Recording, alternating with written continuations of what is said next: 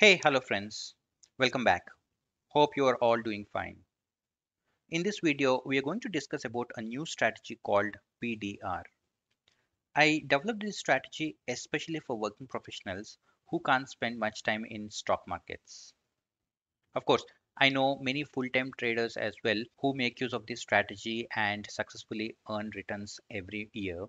And in fact, I myself have been investing in many stocks using this strategy and earning decent returns from stock markets.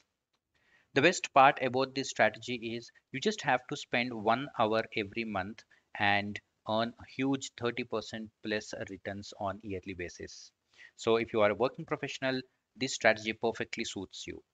Before we start, let me introduce myself for a minute. My name is Raj and 30cagr.com is my blog. My blog revolves around a couple of concepts all the time. One is for working professionals who want to make money in markets, and the second is for intraday option or full time traders who want to earn money consistently month after month. And of course, you also get many free tools like trading bots in my blog. So if you would like to avail them, please visit 30cagr.com. Last but not the least, if you haven't subscribed to my channel yet, please do it immediately and hit on bell icon because this is the only way to get the notification of all the future interesting strategies that I'm going to develop. So please hit the subscribe button and click on bell icon immediately. All right, before moving into the strategy, a couple of points. First is I'm assuming that you are new to trading and stock markets. So we will start with the basics and then slowly move to advanced concepts. And then the second is this is the only video that you need hereafter to make money in stock markets. You don't need to follow any news channels or subscribe to any tips providers. After watching this video, you will be in a position to identify stocks yourself and trade successfully without any help from others. So ensure that you watch it till the end, and if you have any questions after that, please put it in comment section and I will try my best to answer all your queries. All right, this is the agenda for today. First is we will start with 30% CAGR and its importance, what it can do for us, followed by what actually is this PDR strategy. And then we talk a little bit about risk and money management. This is really like a game changer for any strategy. And then we also discuss how to select the best stocks to trade, followed by a calculator that I have developed for this strategy. And then finally, we talk about advantages of this strategy and the resources required to succeed in this. So, what is CAGR? CAGR is compound annual growth rate. Initially, when you started watching this video, you must have seen a quote that says compounding is the eighth wonder of this world. Even I use that in many of my webinars. Compounding is truly magical when it comes to investing. To know more about compounding, let me walk you through a small spreadsheet. Okay, so we do have a small table here wherein in the first column we have years and initial capital in the next column followed by CAGR. So this is the actual return that we make every year on an average. And then in D column, we do have profits that we make in that particular year, followed by final amount. Final amount is sum of profits that we earn in that particular year and then the initial capital. And the process here is whatever amount that we are left with at the end of the year, we reinvest that as the capital for second year. So in this case, if you see, first year we started with 10 lakhs and we got a return of around 10%. This is what generally you get if you invest in mutual fund or any other financial instrument in general. So profits that you earn in first year is 1 lakh. That's because 10% of 10 lakhs is 1 lakh. And then the final amount is 11 lakhs. Now we reinvest this 11 lakhs as a capital for second year because that's how compounding effect gets into picture and gives us huge profits. Now I want you to observe two very important things. First is CAGR.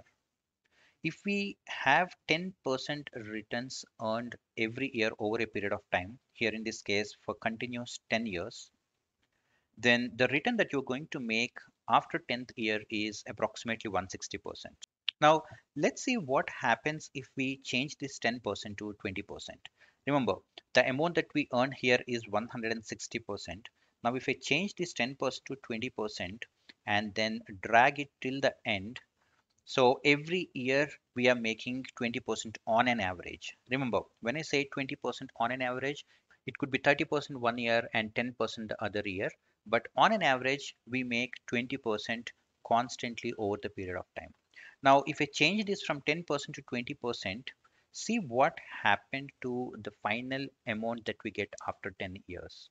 Earlier, it was around 160%. When we double the CAGR, ideally this should also get doubled, right?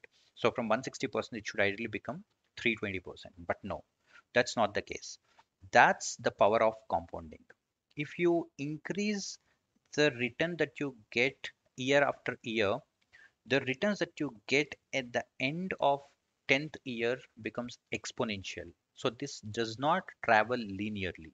We'll get into the graph a little bit, but I also would like to show you what happens if we change this to 30%.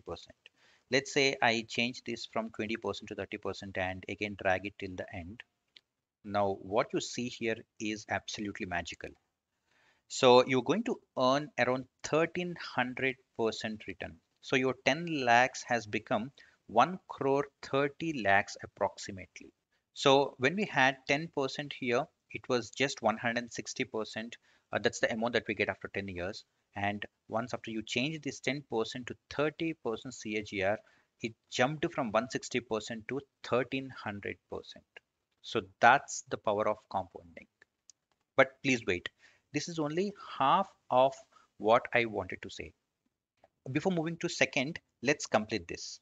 Let me go to the second tab where we have the graph here. And this time we have CAGRs from 5 to 30%. In the example, we have already seen 10%, 20%, and 30%. And as I said, for 10%, we get approximately 150 to 160%. And for 20%, it's around 500. And for 30%, it's 1300%. I just rounded off figures here for demonstration purpose. And the most important thing here is look at the graph. If we linearly increase CAGR and have it for 10 years, then the returns that we get here is exponential. Let me put it in a simpler way. If we invest in some financial instrument like fixed deposits, which give us 5% return for continuously 10 years, then we get 60%. If we put it in mutual funds, which give 15% continuously for 10 years, then we get 300%. If we put in this PDR strategy, which gives us 30% returns, then we get approximately 1300%. So if you can find out a strategy which can give you maximum returns, then the profits that you get after 10 years would also be truly exponential. Now, as I said, this is only half part of the story. And the second part is even more interesting and important. Now, here I just extended our 10 years investment to 20 years. So when we invested this for 10 years, we've seen that we are making a return of 1 crore 27 lakhs. And if you add our 10 lakhs initial investment, it becomes 1 crore 37 lakhs. Now, what if we expand the horizon and invest for another 10 years? If you do that, you once again observe that the relationship here is not linear but exponential. At the end of 10th year, we have had 1 crore 37 lakhs, right? If we extend this to 20th year, ideally it should be double, which is around 2.6 or 2.8 crore. But that's not going to happen. If you see, after 20 years of investing in a strategy that continuously gives us 30% returns on an average, the final amount that you're going to take is 19 crores. Yes, it's a massive figure of 19 crores. So once again, you need to understand that if you increase the time period that you invest in, the returns that you get are again exponential. To prove this, you have a graph once again. In this case, we are locking the investment 30%. Earlier, we have had different investments like 5%, 10%, 20%, just to prove the concept that if you have any strategy that gives you more and more returns, then the profits that you get at the end of 10th year is exponential. But now what we are saying is we logged to a strategy. Let's say we lock the strategy which gives us 30%, and this time instead of investing it for 10 years, we are extending that to 20 years, and it is truly exponential once again. You can look at the blue line, which gives us data points for the number of years you invested for 20 years. And then if you look at the orange line, those are the profits that we are going to earn. Initially, you see that it's more or less traveling horizontally, but at the later stage of this investment period, it is all becoming vertical. More vertical is more profits. You can see that here. First year, you see that you get 30% CAGR, and the profits that you get is 3 lakhs. And at the end, you again get just 30% returns, but the profits that you get in that year is absolutely 4 crore 38 lakhs.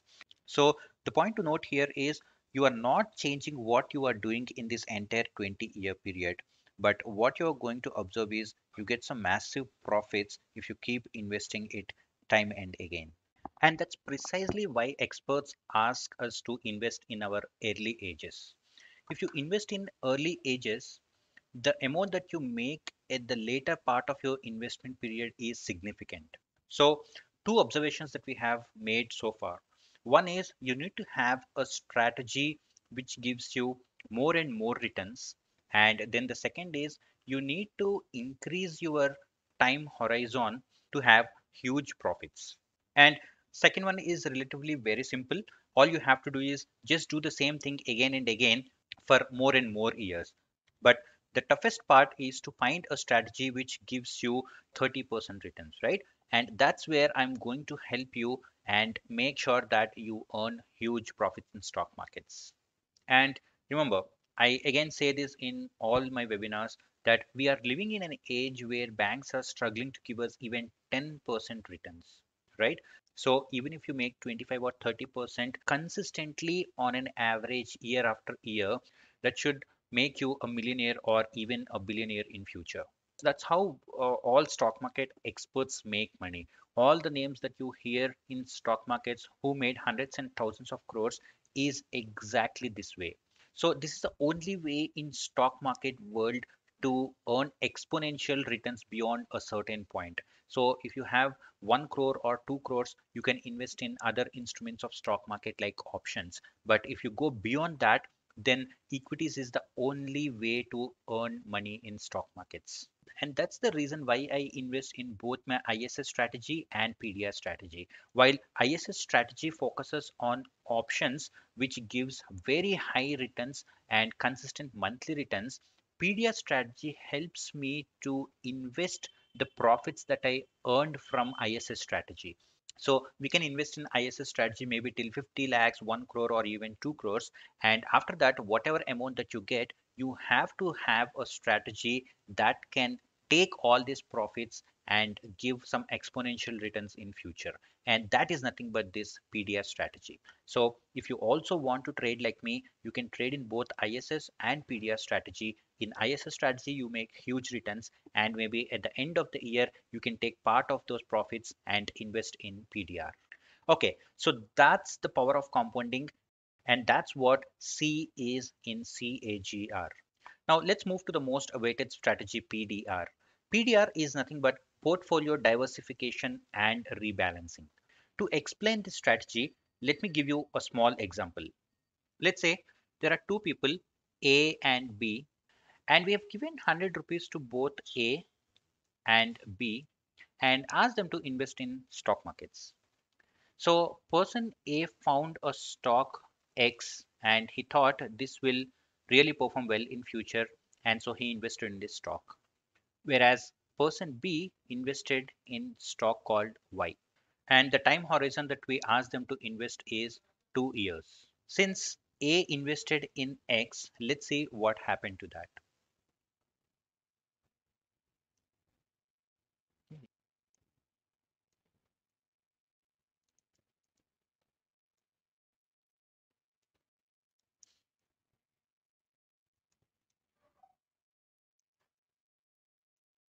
Let's say after A invested in the stock X, it went up by 100% in the first year and then came down by 50% in the second year. So This 100 rupees has become 200 rupees by the end of first year, and since it went down by 50% at the end of second year, this 200 rupees again became 100 rupees. So at the end of 2 years, he hasn't really earned or lost anything. His 100 rupees of original capital again became 100 rupees. Now let's look at second case. B invested in the stock called Y, and let's say this stock actually went down in the first year and then went up by 100% in the second year. Let's see what happens in this case. 100 rupees that he invested in stock Y in the first year becomes 50 rupees because this stock went down by 50%, right? And then second year again this stock went up by 100%. So this 50 rupees becomes 100 rupees.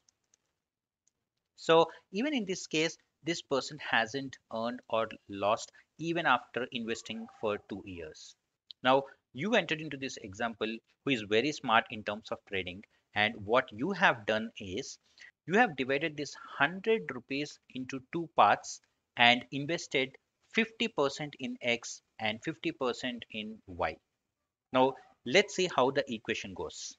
So, initially you invested 50 rupees in X and 50 rupees in Y.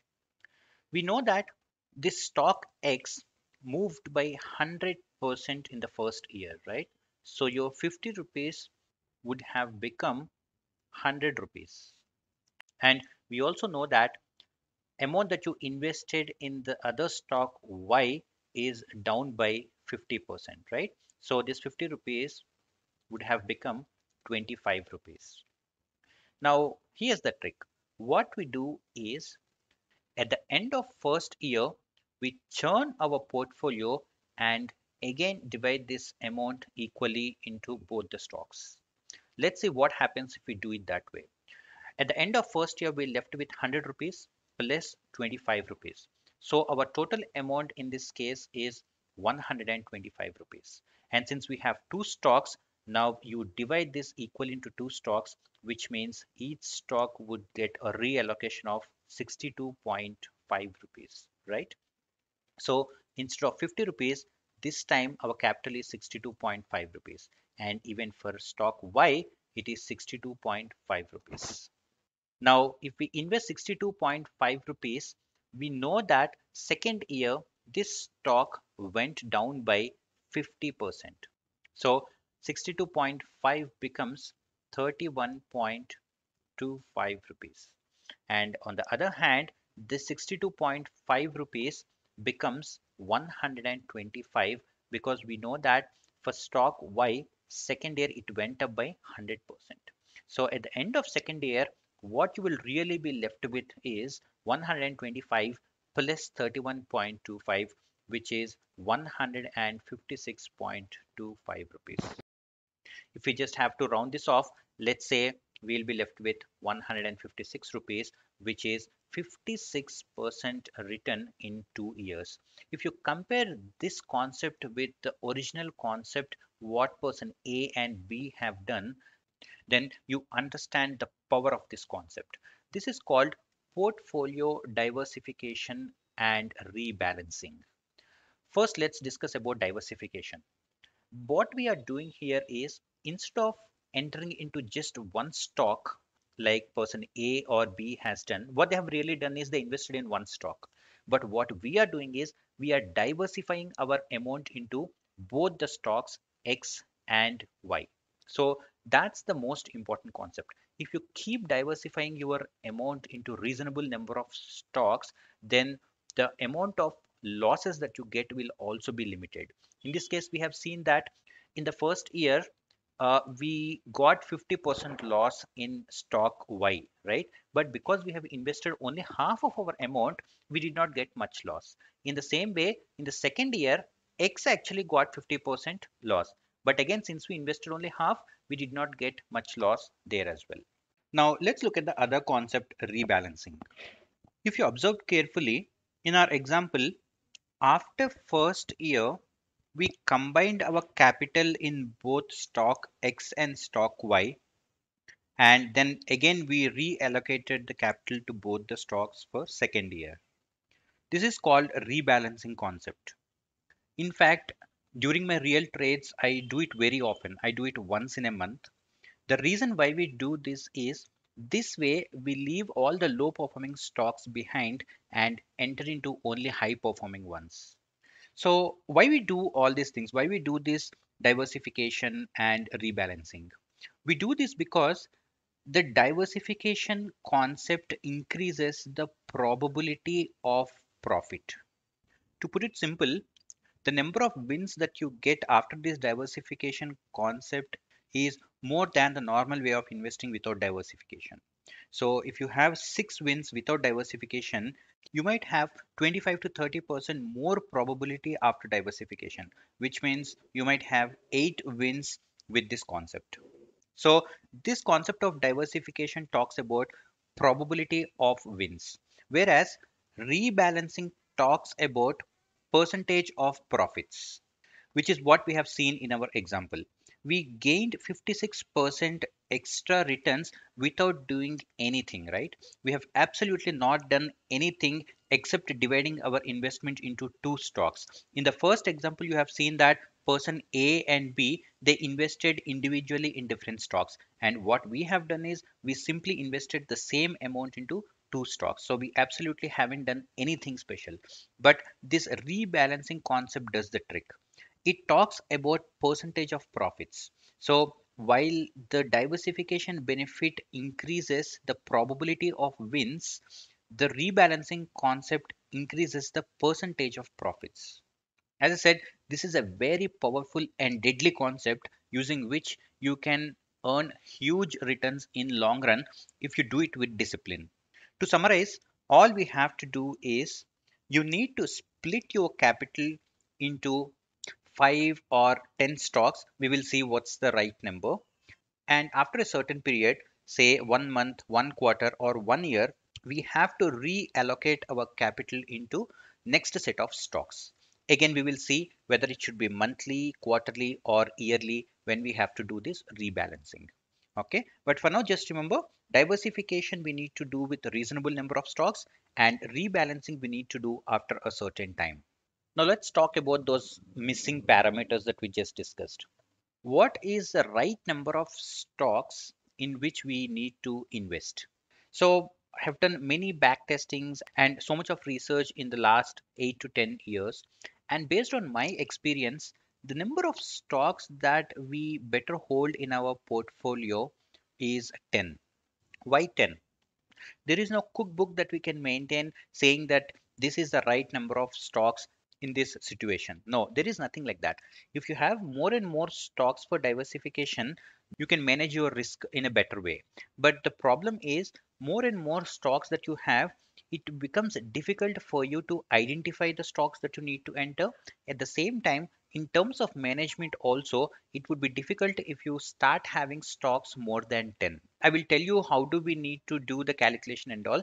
But when it comes to identification and management of stocks, it would be really difficult for you to manage if it is more than 10. But of course, if you have a huge capital of 1 crore or more than that, yes, definitely it's suggested to have more than 10 stocks. But until your capital is 1 crore, I would strongly suggest you not to have more than 10 stocks in your portfolio. And why do we not have less than 10? If you have less number of stocks, then the risk that you take per stock goes high. We talk about this more when we discuss about position sizing and risk management. But for now, remember that if the number of stocks come down, then the risk that you take per stock increases. So it's not suggested to have less number of stocks, maybe 5 or less than that. So it's a good idea to maintain stocks between 5 to 10, but I personally would like to hold at least 10 stocks as part of my portfolio. And then the next is frequency of churn. So how often do we need to churn our portfolio or rebalance our portfolio?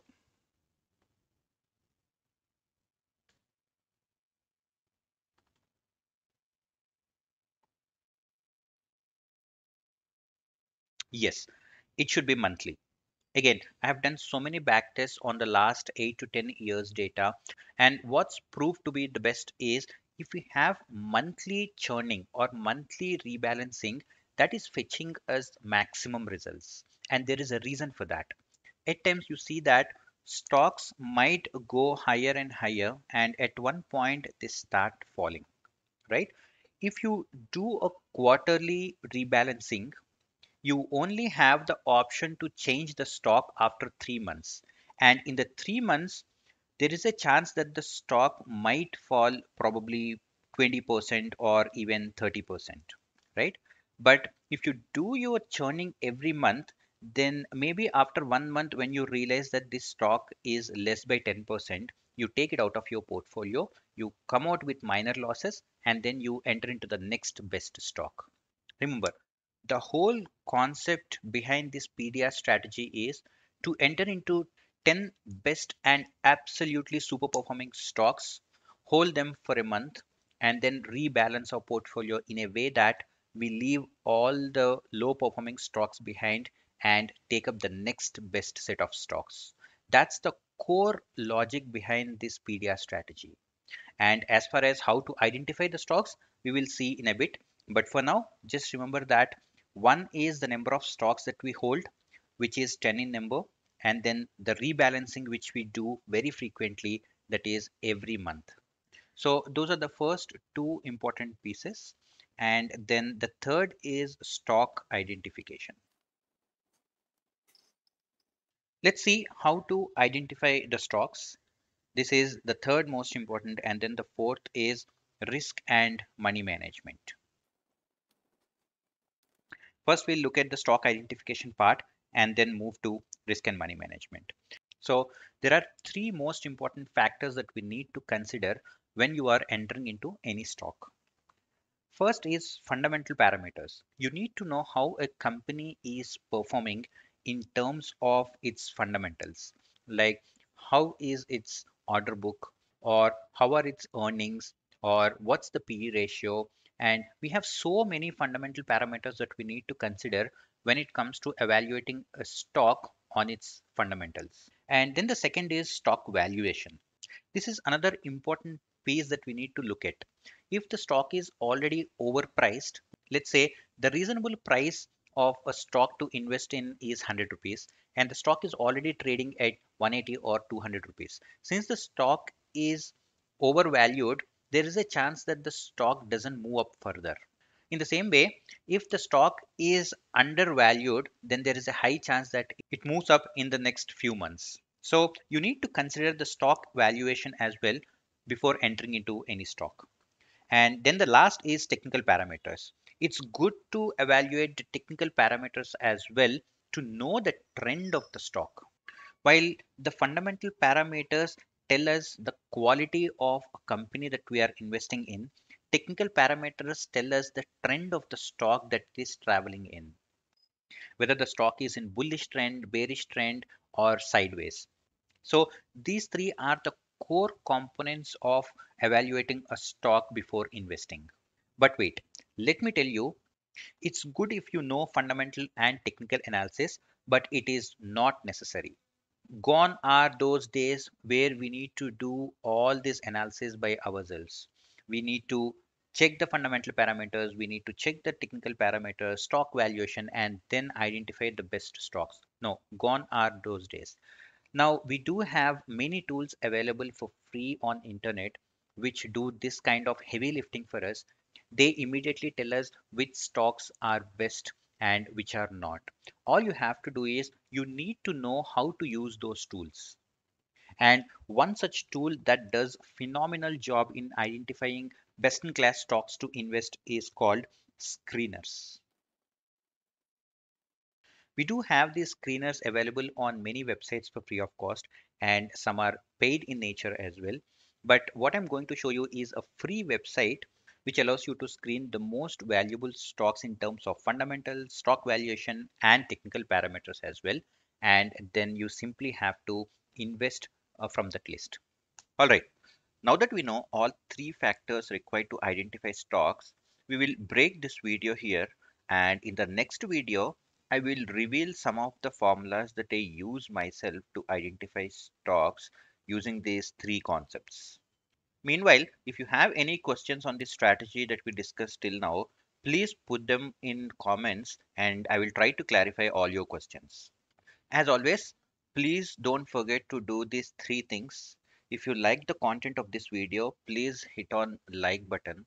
And if you haven't subscribed yet, hit on subscribe and click on bell icon. Thank you and see you in the next video.